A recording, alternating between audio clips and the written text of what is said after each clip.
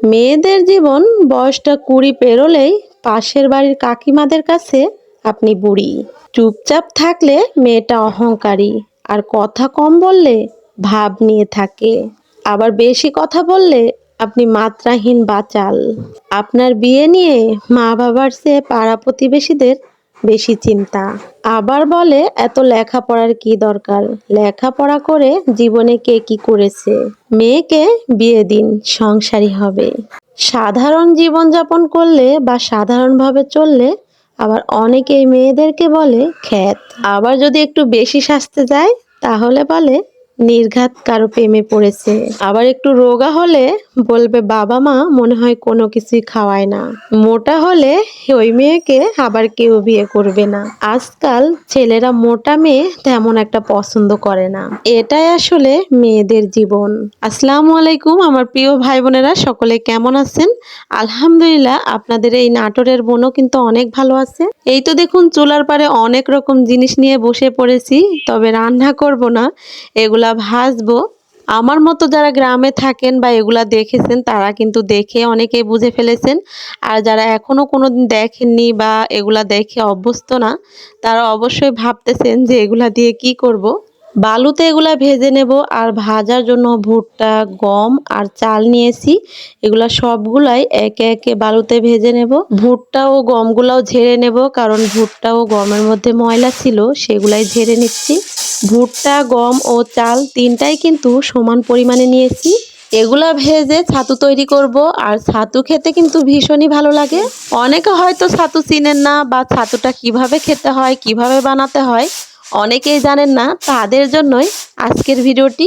আমার প্রিয় ভাই বোনেরা, যারা আমার ভিডিওটি ভালোবেসে দেখতেছেন তবে একটি লাইক দিতে ভুলে গেছেন, অবশ্যই আপনাদের একটি মূল্যবান লাইক আমাকে দিয়ে দেবেন, কারণ আপনাদের এই একটা লাইকই কিন্তু আমাকে আরো অনেক দূরে এগিয়ে নিয়ে যাবে বা অনেকের কাছে পৌঁছে দেবে। তাই এই তো আপনাদের এই সাধারণ বোনকে যদি আরো অনেক দূরে এগিয়ে নিয়ে যেতে চান তাহলে একটি লাইক দিয়ে আমার পুরো ভিডিওটির সঙ্গেই থাকবেন। চুলার উপরের বালুগুলা একদমই গরম হয়ে গেছে, এখন এই তো ভুট্টা দিয়ে দিচ্ছে আমার ফুপু ভাজার জন্য। আমি কিন্তু এইসব কাজ পারি না, কারণ আমি যখন ছোট ছিলাম নানি, দাদি, খালা, ফুপু তাদেরকে দেখতাম ভাজতে। আজকেও ফুপুই ভাজবে, আর আমি একটু চেষ্টা করব দেখি পারি কিনা, কারণ আমরা মেয়েরা পারি না এমন কোনো কাজ নেই। ভুট্টাগুলা বালুতে কিন্তু খুব সুন্দর খই হয়ে যাচ্ছে, খইগুলা খেতেও ভালো লাগে।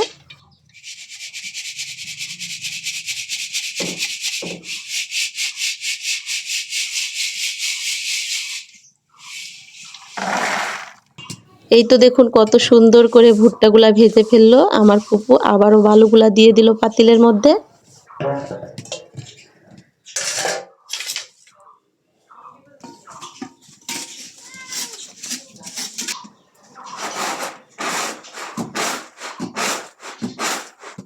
ভাজার পরেও কিন্তু বালু থাকে, সেজন্য আবারও ঝেড়ে পরিষ্কার করতে হয়। আর এই তো যেগুলা খই হয়েছে সেগুলো উঠিয়ে নিচ্ছি, আর যেগুলা ভুট্টা এখনো খই হয় নাই সেগুলা দিয়েই ছাতু তৈরি করব।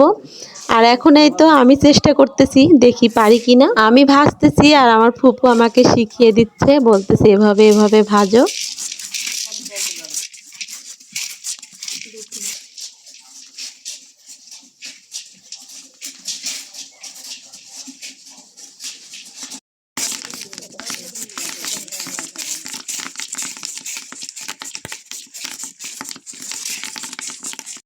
অনেকটা কিন্তু ভয়ও লাগতেছিল, আবার ভালোও লাগতেছিল, যেহেতু কোনোদিন করি নাই। অজানা কাজ কিন্তু একটু ভয় লাগে, আবার নিজের মধ্যে আনন্দ লাগতেছে যে আসলে আমি পারতেছি।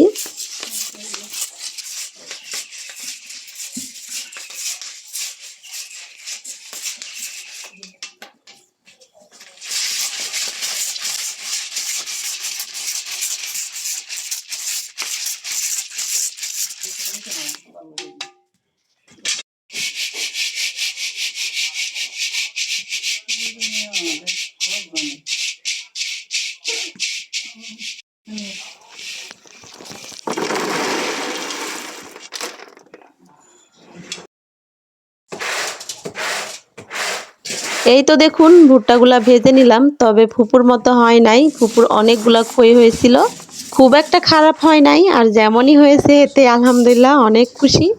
একই রকমভাবে এখন চালগুলাও ভেজে নেবে। আর এই চালগুলা কিন্তু মুড়ির চাল না, একদম যে চালের আমরা ভাত খাই সেগুলাই ভেজে নিচ্ছে। আর ছাতু বানানোর জন্য ভাতের যে চালটা সেটা ভেজেই কিন্তু ছাতু তৈরি করা হয়।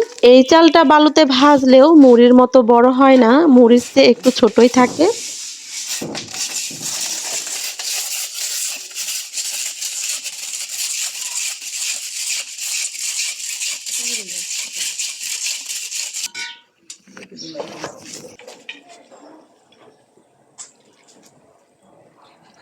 চালগুলা ভাজা হয়ে গেছে আর চালের মধ্যে যে কালো কালো আছে সেগুলা একটু পুড়ে গেছে, সেগুলা ঝাড়লেই কিন্তু পরিষ্কার হয়ে যাবে। আর এখানে গমগুলাও ভাজা হয়ে গেল।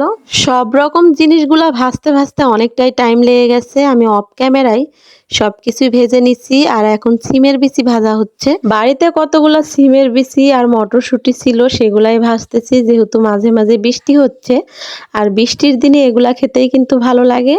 আর যেহেতু সবকিছু ভাজাই হচ্ছে, এই হাতেই সবকিছুই ভেজে নিচ্ছি।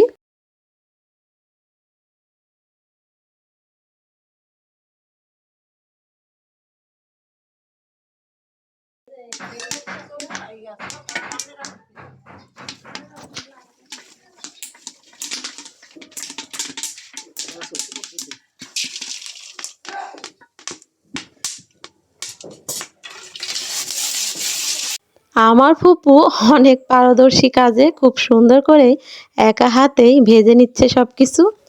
আমার ফুপু এগুলা ভাজতেছে আর আশেপাশে কিন্তু আমরা অনেকেই আছি, কারণ আমাদের গ্রামের মানুষ এরকম কাজগুলা করতে গেলে আশেপাশে থেকে পাড়া প্রতিবেশী বা চাচিরা ফুপুরা সবাই এসে গল্প করে আর এগুলা ভাজা দেখে। মটর আর সিম ভাজা হয়ে গেছে আর এখন তিল ভেজে নেব, তবে এগুলা বালুতে ভাজবো না, এমনিতে কড়াইয়ে ভেজে নেব। আর ছাতুর মধ্যে তিল দেব না, তিলগুলা দিয়ে আমি অন্য কিছু তৈরি করব, সেই জন্যই তিলগুলা ভেজে নিচ্ছি।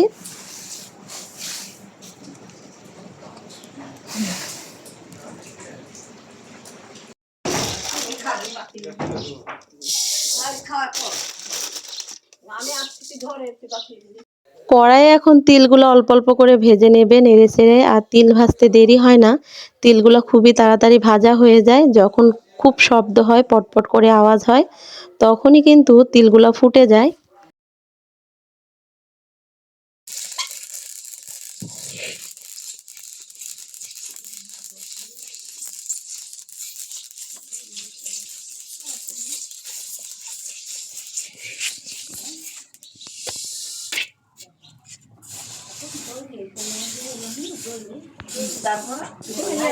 এই তো দেখুন সবকিছু রেডি করে একদম বসে পড়লাম বারান্দায় সবকিছু নিয়ে।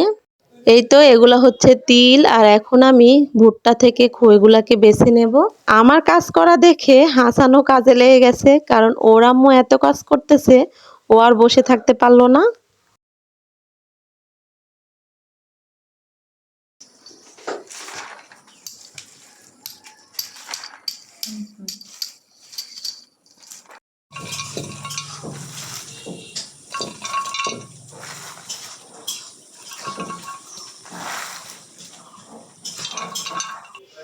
এখন তিলের খোসাগুলা পরিষ্কার করার জন্য এই তো জাতায় তিলগুলাকে ছেটে নিচ্ছি। এটা হচ্ছে ছোট জাতা, এই জাতায় বিভিন্ন রকম ডাল ও তিল এগুলাই কিন্তু খোসা ছাড়ানো যায়। খুব সুন্দরভাবে খুব সহজেই খোসাগুলা পরিষ্কার হয়ে যাচ্ছে।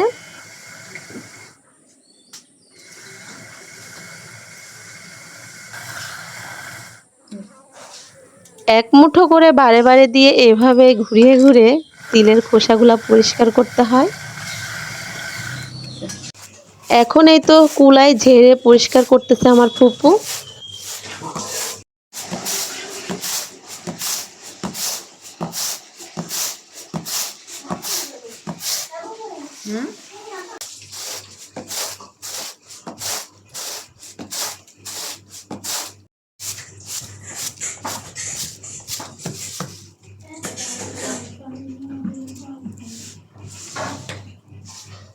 ঝেড়ে পরিষ্কার করার পরে এই তো কত সুন্দর পরিষ্কার হয়ে গেছে তিলগুলা।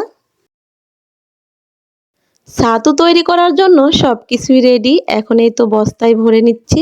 চাল ভাজা, গম ভাজা আর ভুট্টা ভাজা সবকিছুই বস্তায় ভরতেছি। যে মেশিনে চাল ভুট্টা এগুলা ভেঙে আটা তৈরি করে সেই মেশিনেই দিচ্ছি এগুলা ভাঙানোর জন্য। বড় যে জাতাগুলো আছে সেগুলাতেও কিন্তু এই ছাতুটা তৈরি করা যায়, ভাঙানো যায়, কিন্তু যে ভুট্টাগুলা সেগুলা ভাঙতে চায় না, অনেকটাই কষ্ট হয়, সেই জন্য মেশিনে নিয়ে যাচ্ছে। এই তো আপনাদের ভাইয়া আমার হাসানটাও ওর আব্বুর পিছে পিছেই যাচ্ছে, আর কতটা খুশি ছাতু নিয়ে যাচ্ছে ভাঙাতে। ছাতুটা আমার ছেলে মেয়ে সবারই অনেক পছন্দ, আর আমরা পরিবারের বড়রাও কিন্তু ছাতুটা পছন্দ করি, সেই জন্য আমাদের বাড়িতে সব সময় ছাতুটা বানিয়ে রাখি।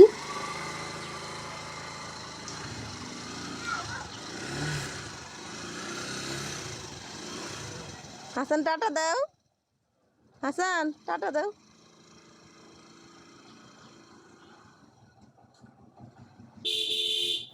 এই তো দেখুন আপনাদের ভাইয়া ছাতু নিয়ে চলে আসছে, আর এখন ছাতুটা কিভাবে খায় সেটাই আপনাদেরকে দেখাবো।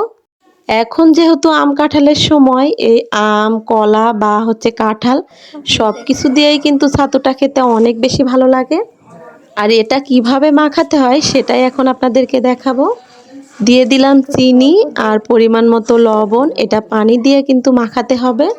তার আগে আম কেটে নিচ্ছি আম দিয়ে খাওয়ার জন্য।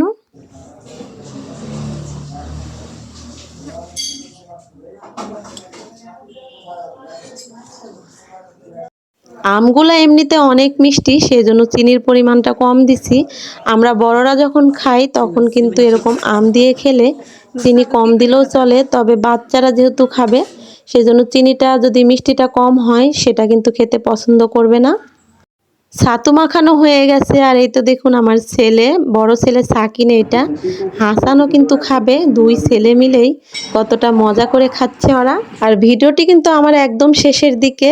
আমাদের ছাতু বানানো বা ছাতুটা দেখে আপনাদের কাছে কেমন লাগলো সেটা অবশ্যই আমাকে জানাবেন। আর যারা এখনো ছাতুটা খাননি অবশ্যই এভাবে বানিয়ে খাবেন। আজকের ভিডিওটি এখান থেকে বিদায় নিচ্ছি। আসসালামু আলাইকুম, আল্লাহ হাফেজ।